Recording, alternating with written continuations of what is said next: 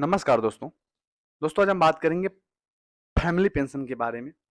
दो कुटुंब पेंशन के पात्रता के संबंध में केंद्र सरकार ने कुछ निर्देश दिए हैं। सभी पेंशन भोगी को दोस्तों ये ध्यान से जानना है। आपको बता दूं कि सरकारी कर्मचारी पेंशन भोगी के संबंध में दो अलग-अलग स्रोतों से अर्थात सैन्य सेवा और सिविल सेवा के बवात व स्वविवात निकाय और सिविल सरकारी विभाग में की गई सेवा के बाबत फैमिली पेंशन के लिए परिवार के सदस्य की पात्रता के संबंध में स्पष्टीकरण को लेकर पेंशन विभाग से अभ्यावेदन संदर्भ प्राप्त हुए थे। इसी को लेकर पेंशन विभाग ने स्पष्टीकरण जारी किए हैं।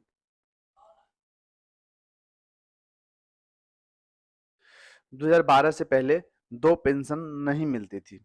आपको बता दूं कि केंद्रीय सिविल सेवा पेंशन नियमावली 1972 के अनुसार 27 दिसंबर 2012 को संशोधन से पहले यदि किसी सैन्य पेंशन भोगी ने अपने द्वारा की गई सैन्य सेवा के लिए कुटुंब पेंशन के विकल्प का चयन किया था तो उन नियमों के नियम 54 के उपनियम 13 के अनुसार पुनः जीवित सैन्य पेंशन भोगी को सिविल पक्ष से कुटुंब पेंशन की स्वीकृति प्रतिबंधित थी।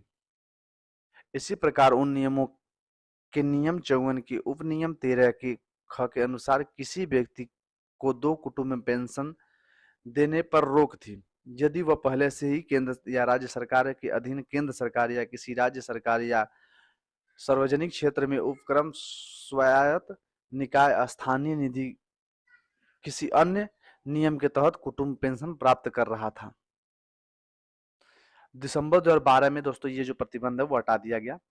उसके बाद केंद्र सरकार ने इस नियम को बदल दिया। हालांकि 27 दिसंबर 2012 को आदेश जारी करके उपयुक्त नियम को हटा दिया गया। इस प्रकार एक ही सरकारी कर्मचारी पेंशन भोगी के संबंध में दो अलग-अलग स्रोतों से कुटुंब पेंशन की पात्रता पर प्रतिबंध को हटा दिया गया था। सीसीएस में पेंशन नियम 2021 अधिसूचित किया गया है। तत्पश्चात दिनांक 20 दिसंबर 2021 को केंद्रीय सिविल सेवा में पेंशन नियमावली 1972 को हटाकर केंद्रीय सिविल सेवा पेंशन नियमावली 2021 लाया गया। केंद्रीय सिविल सेवा पेंशन नियमावली 2021 का नियम 50 कुटुंब पेंशन से संबंधित है। इस नियम में एक ही सरकारी कर्मचारी पेंशन भोगी के संबंध में दो अलग-अलग स्रोतों से कुटुंब पेंशन की स्वीकृति पर भी किसी प्रकार के प्रतिबंध का प्रावधान जो नहीं है।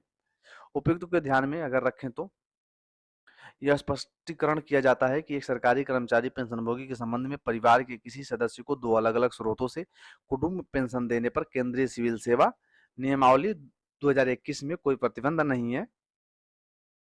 दो कुटुंब पेंशन की पात्रता दो अलग-अलग सरकारी कर्मचारी पेंशनभोगी की मृत्यु के परिणाम स्वरूप परिवार के एक सदस्य को दो कुटुंब पेंशन की पात्रता केंद्रीय सिविल सेवा नियमावली 2021 के उपनियम 12 क और उपनियम 13 के अनुसार मिलेगी। उपनियम 12 क में क्या है?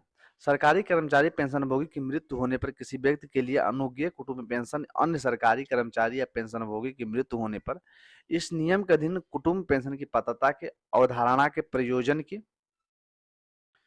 लिए आय के रूप में माना जाएगा। इस शर्त के अध्ययन कि दो कुटुंब पेंशन का योग उपनियम 13 में विनिश्चित दृष्टि सीमाओं से अधिक नहीं होगा। उपनियम 13 में क्या है? यदि पति पत्नी और पति दोनों ही सरकारी कर्मचारी हैं और इस नियम से उप संबंधों द्वारा शासित होते हैं, उनमें से एक की मृत्यु सेवा में रहते हुए या सेवानिवृत्ति के पश्चात हो जाए तो मृतक की बाबत कुटुंब पेंशन उत्तरजीवी पति या पत्नी को संदेह हो जाएगी जो दोस्तों तथा उस पति और पत्नी की मृत्यु की दशा में मृतक माता पिता की बाबत उत्तरजीवी बच्चों या बच्चों को दो कुटुंब पेंशन नीचे विनिर्दिष्ट परिसीमाओं के अधीन रहते हुए मंजूरी की जाएगी।